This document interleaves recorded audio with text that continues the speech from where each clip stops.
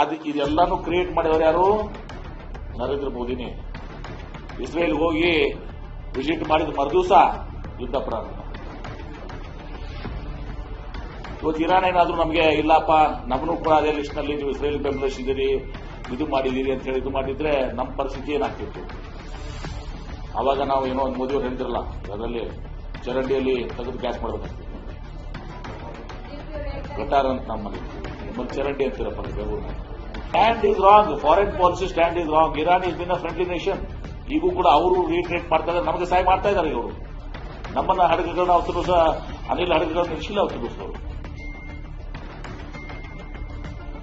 ನಿಲ್ಲಿಸಿದ್ದೇನಾಗ್ತಿತ್ತು ಇವರು ಮಾಡಿದ ತಪ್ಪಿಗೆ?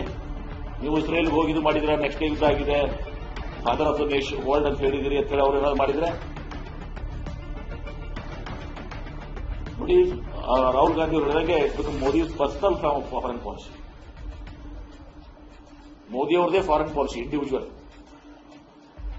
ರಾಹುಲ್ ಗಾಂಧಿ ಕರೆಕ್ಟ್ ಆಗಿದ್ದಾರೆ. ಮೋದಿ ಪರ್ಸನಲ್ ಫಾರಿನ್ ಪಾಲಿಸಿ, ದೇಶದಲ್ಲ, ಮೋದಿಯವ್ರ foreign policy, not of the nation. Bharat ದೇಶದ ಫಾರಿನ್ ಪಾಲಿಸಿ ಅಲ್ಲ.